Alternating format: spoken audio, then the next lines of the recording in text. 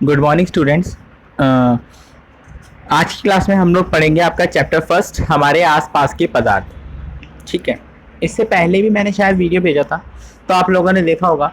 उसमें मैंने आपको क्लासिफिकेशन ऑफ मैटर बताया था, मतलब कि पदार्थ का क्लासिफिकेशन बताया था आपको, पदार्थ का वर्गीकरण। ठीक है ना, जिसके अंदर हमने पदार्थ को भौतिक अवस्था के आधार पर और रासायनिक अवस्था के आधार पर दो भागों में बांटा था।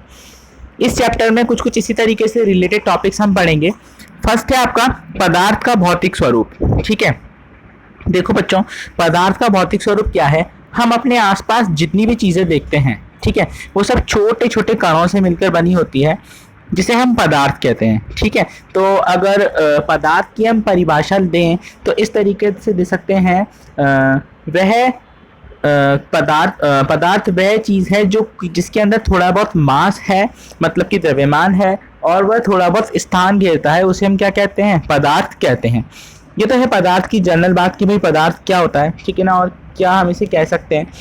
ठीक है, स्टार्ट करते हैं। बहुत समय तक एक पदार्थ की प्रकृति के बारे में दो विचारधाराएं प्रचलित थी। एक विचारधारा का यह मानना था कि पदार्थ लकड़ी के टुकड़े की तरह सतत होता है, परंतु अन्य विचारधारा का मानना था कि पदार्थ रेत की तरह के कणों से मिलकर बना है। आइए एक क्रियाकलाप द्वारा इस पदार्थ के स्वरूपों के बारे में हम जानकारी प्राप्त करते हैं। अब आपको क्या करना है, एक एक्टिविटी है आपके, 100 ml का बीकर लेना है, इसके अंदर थोड़ा पानी भरना है और उसके अंदर थोड़ा बहुत नमक डाल देना है। फिर उसको थोड़ी देर तक चलाना है। आप लोग देखोगे जो नमक था वो वहां से उसके अंदर घुल जाता है और वहां से गायब हो जाता है। तो यहाँ पे सवाल ये आता है कि नमक आखिर गया कहाँ। तो इन सभी सवालों के जवाब हमें आगे मिलेंगे इस चैप्टर में ही, कि नमक कहाँ गया, या फिर दूसरी जो आपकी प्रक्रिया है उसके बारे में हम देखते हैं। दूसरा जो क्रियाकलाप है, इसमें आपको क्या करना है, फिर से एक 100 ml का बीकर लेना है और एक छोटा सा पोटेशियम परमैंगनेट का क्रिस्टल लेना है। जो पोटेशियम परमैंगनेट का क्रिस्टल होता है बच्चों, वो छोटा सा होता है, ठीक है ना, मतलब होते तो काफी बड़े बड़े भी हैं, छोटे भी हैं, तो छोटा सा लेके हमें इसमें डालना है। थोड़ी देर बाद हम देखेंगे कि पूरा का पूरा पानी जो है वो बैंगनी कलर का हो जाता है, इसका कलर बैंगनी होता है, ठीक है ना। तो इस क्रियाकलाप को देखकर हम इस नतीजे पर पहुंचते हैं कि जो पदार्थ है वो छोटे छोटे कणों से मिलकर बना है। ठीक है, अगर पोटेशियम परमैंगनेट छोटे छोटे कणों से मिलकर ना बनी होती तो पूरा का पूरा पानी बैंगनी कलर का नहीं होता। क्लियर है, आगे चलते हैं हम लोग। यह प्रयोग दर्शाता है कि पोटेशियम परमैंगनेट के बहुत थोड़े से क्रिस्टल में पानी की अत्यधिक मात्रा भी रंगीन हो जाती है। इससे हम ये निष्कर्ष निकाल सकते हैं कि पोटेशियम परमैंगनेट के केवल एक क्रिस्टल से कई सूक्ष्म कण होते हैं। ये कण छोटे छोटे कणों में विभाजित रहते हैं, अंततः एक स्थिति में ये कण और छोटे छोटे भागों में विभाजित नहीं किए जा सकते। पोटेशियम परमैंगनेट की जगह 2 ml डेटॉल से भी हम ये क्रियाकलाप कर सकते हैं। लगातार तनुकृत होने पर भी इसकी महक हमें मिलती रहती है। पदार्थ के कण बहुत छोटे छोटे होते हैं, इतने छोटे कि हम कल्पना भी नहीं कर सकते। पदार्थ के कणों की अभिलक्षणिक गुण। अब हम यहाँ पे पढ़ेंगे बच्चों कि जो पदार्थ के कण हैं, जिसकी हमने अभी बात करी कि जो पदार्थ है वो छोटे छोटे कणों से मिलकर बना है, उसके अभिलक्षणिक गुण क्या है। यहाँ से हमारा चैप्टर स्टार्ट होता है, मेन जो कि हमें पढ़ना है वो यहाँ से स्टार्ट होता है, ठीक है ना। पदार्थ के कणों के अभिलक्षणिक गुण। पहला है आपके, पदार्थ के कणों के बीच में रिक्त स्थान उपस्थित होता है। अब देखो बच्चों, मैं आपको बताता हूँ पदार्थ के जो कण होते हैं इसके बीच में किस तरीके से रिक्त स्थान उपस्थित होता है और इसे हम क्या कहते हैं, ठीक है ना।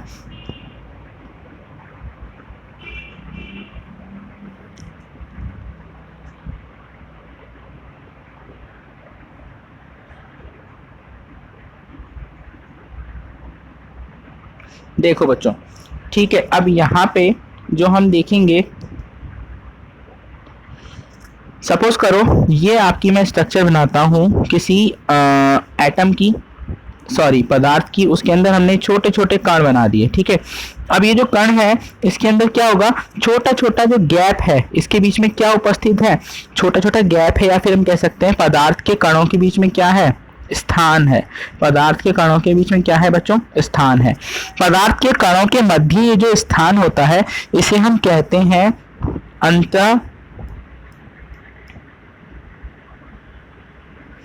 अंतरा अवकाश, अंतरा आणविक अवकाश, है ना। एक सेकेंड रुकना बच्चों। इसे हम कहते हैं अंतरा आणविक स्थान या फिर अंतरा आणविक अवकाश।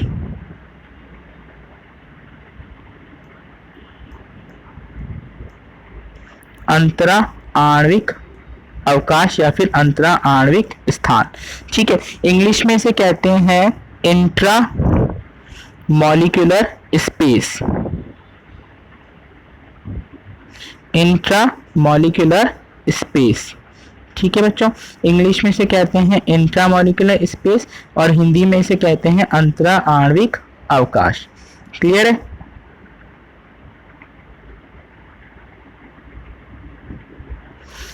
तो ये जो स्थान होता है, जैसा मैंने आपको बताया, इसे हम कहते हैं अंतरा आणविक स्थान या फिर इंट्रा मॉलिक्यूलर स्पेस।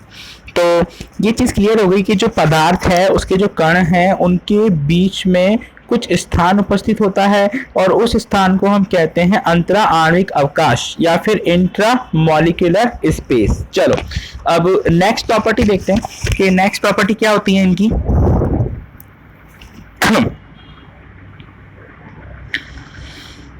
देखो, क्रियाकलाप 1.1 व 1.2 में नामक शर्करा और डेटॉल के पोटेशियम परमैंगनेट के कण समान रूप से पानी में विस्तृत हो जाते हैं या फिर वितरित हो जाते हैं। इस प्रकार जब हम चाय व कॉफी या नींबू पानी बनाते हैं तो एक पदार्थ के कण दूसरे पदार्थ के कणों में रिक्त स्थानों में चले जाते हैं, ठीक है। इससे हम इस नतीजे पर पहुंचते हैं कि जो पदार्थ होता है उसके कणों के मध्य स्थान होता है और इस कण को हम कहते हैं अंतरा आणविक स्थान। जो आपने एक्टिविटी 1 करी थी बच्चों, उसके अंदर क्या था, नमक आपने पानी के अंदर घोला तो नमक जो था वो गायब हो गया, मतलब पानी के अंदर डिजोल्व हो गया। तो नमक कहाँ गया?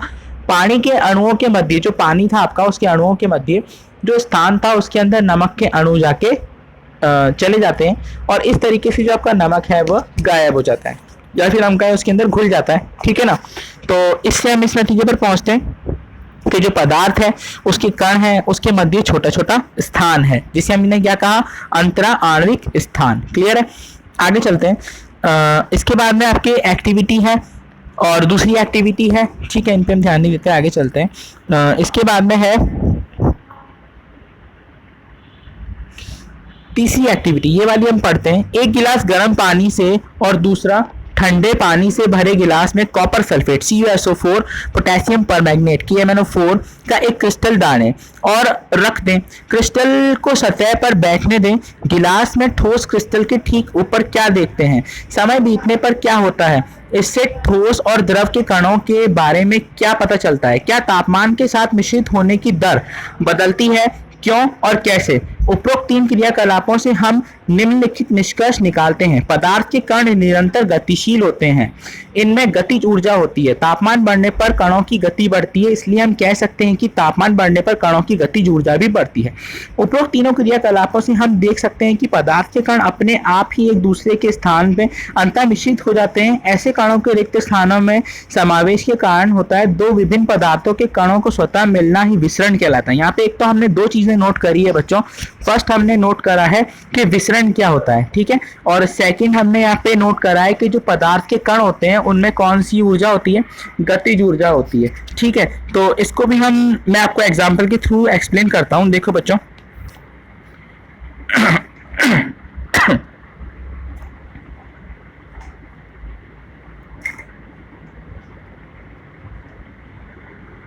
ओके, अब देखो बच्चों, यहाँ पे जो हमने पदार्थ बनाया था, हमने बोला था कि जो पदार्थ के कण हैं इनके मध्य क्या था, स्थान था, ठीक है।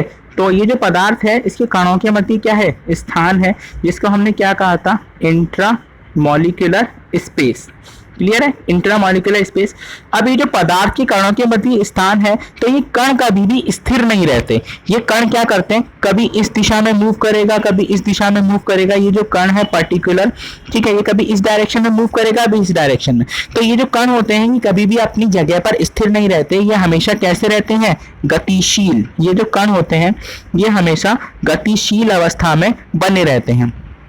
तो गतिशील होने के कारण क्या होता है बच्चों, ये यहाँ से वहां मूव करते रहते हैं, ये कंटिन्यूसली मूव करते रहते हैं। तो हम कह सकते हैं कि particles of matter are continuously moving. तो हमारा जो सेकंड पॉइंट है वो है particles of matter are continuously moving. Clear है? Particles of matter are continuously moving. ठीक है, तो हमारा सेकंड पॉइंट क्या बन गया बच्चों कि जो मैटर के पार्टिकल्स हैं वो कंटिन्यूसली मूव करते हैं. फर्स्ट था हमारा कि जो मैटर के पार्टिकल्स हैं उनके बीच में स्पेस होता है, उसे हम इंट्रामॉलिक्यूलर स्पेस कहते हैं या फिर अंतरा आणविक अवकाश कहते हैं. सेकंड है आपका जो मैटर के पार्टिकल्स है वो कंटिन्यूसली मूव करते रहते हैं, कभी भी स्टेबल नहीं होते हैं, और इसको हम कहते हैं इससे क्या होता है कि जो गति करते हैं, जब आपने पढ़ा है कि भाई कोई भी चीज गति करती है, कोई भी वस्तु अगर गति करती है तो उसके अंदर गतिज ऊर्जा होती है. कौन सी ऊर्जा होती है बच्चों? गतिज ऊर्जा, या फिर हम इसको इंग्लिश में कहते हैं काइनेटिक एनर्जी. उसको हम क्या कहते हैं इंग्लिश में? Kinetic energy. ओके, तो ये जो गतिज ऊर्जा होती है, काइनेटिक एनर्जी होती है, ठीक है, ये कब उत्पन्न होती है? मैंने बताया कि कोई भी चीज अगर गति करेगी तो फिर आपकी गतिज ऊर्जा उत्पन्न होगी. ठीक है ना, गतिज ऊर्जा. जैसा मैंने आपको बताया, सपोज करो कि ये जो पार्टिकल्स थे आपके यहाँ से वहां मूव कर रहे हैं, तो इनके अंदर क्या होगी? गतिज ऊर्जा होगी. ऑब्वियसली ये पार्टिकल जब अपनी पोजीशन पे ही, मेन पोजीशन पर ही यहाँ से वहां मूव करेगा तो इसके अंदर गतिज ऊर्जा उत्पन्न होती है. तो हम कह सकते हैं तीसरा पॉइंट जो होगा हमारा वो ये होगा, गतिज ऊर्जा को इंग्लिश में कहते हैं बच्चों काइनेटिक एनर्जी.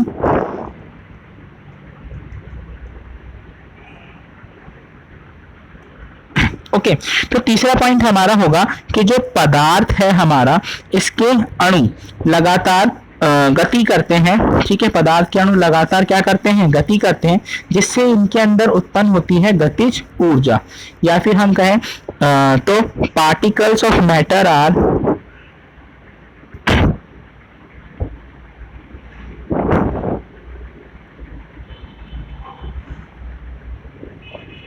continuously moving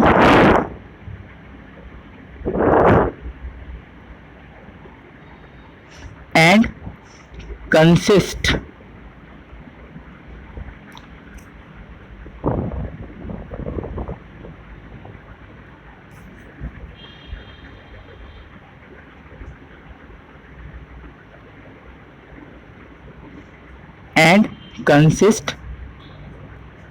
सम काइनेटिक एनर्जी. ठीक है, सही है, ये हमारा तीसरा पॉइंट हो गया बच्चों. ठीक है, तो मैंने आपको यहाँ पे कितने पॉइंट बता दिए? मैंने आपको यहाँ पे 3 हमारे पदार्थ के अणुओं की कणों की विशेषता बता दी. पहली ये कि इसके कणों के मध्य स्थान होता है जिसे हम इंट्रामॉलिक्यूलर स्पेस कहते हैं. दूसरी ये कि जो पदार्थ के कण हैं ये क्या करते हैं? कभी भी एक स्थान पर नहीं रुकते हैं, ये हमेशा कंटिन्यूसली क्या करते रहते हैं? मूविंग करते रहते हैं. तीसरा, पदार्थ के जो कण होते हैं इनके अंदर गतिज ऊर्जा होती है, इनके अंदर गतिज ऊर्जा होती है, इनके अंदर गतिज ऊर्जा होती है. ठीक है ना, क्यों? क्योंकि यहाँ से वहां मूव करते रहते हैं. तो हमने यहाँ पे पदार्थ के कणों के बारे में 3 पॉइंट पढ़ लिए. नेक्स्ट पॉइंट पर चलते हैं बच्चों.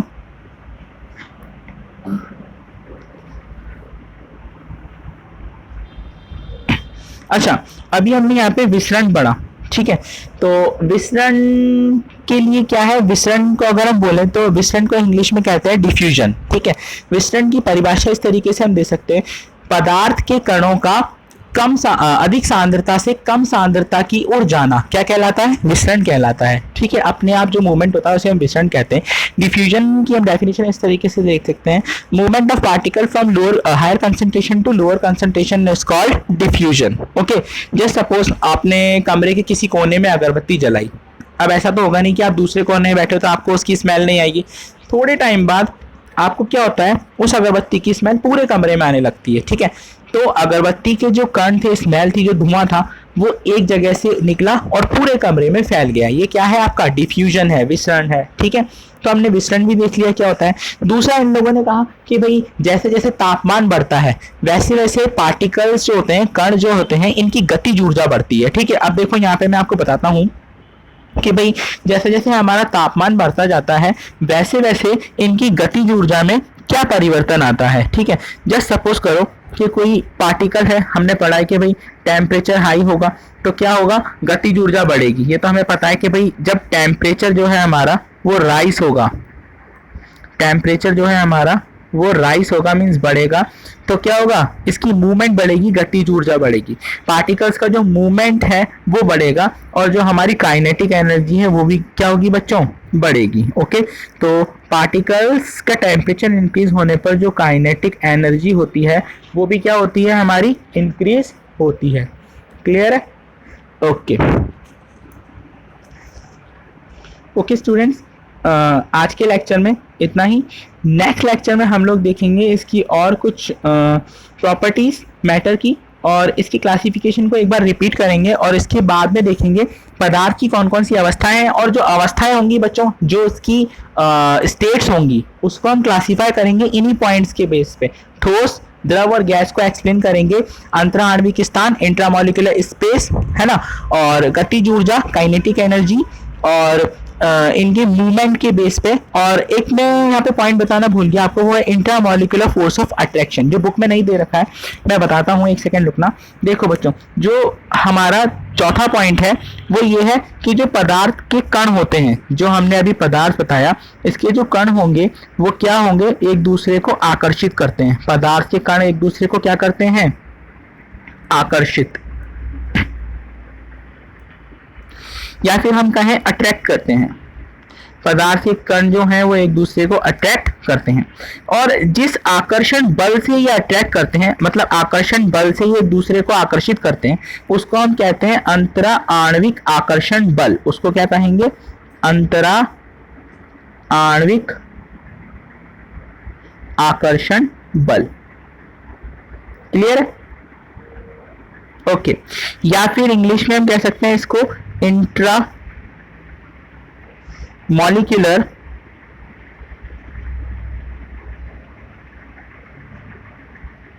Force of attraction, intramolecular force of attraction. ठीक है बच्चों, तो मैंने आपको बताई यहाँ पे कुछ प्रॉपर्टी। तो जब हम कल गैस, सॉलिड और क्या बोलते हैं कि लिक्विड के बारे में पढ़ेंगे, द्रव, ठोस और गैस के बारे में, व्यवस्था के बारे में पढ़ेंगे, तब इन्हीं 4 प्रॉपर्टियों के बेस पे हम उसे एक्सप्लेन करेंगे। ठीक है, तो इन्हें अच्छे से समझ लेना। ओके, और कोई भी डाउट हो तो आप लोग पूछ सकते हैं बच्चों। Class over.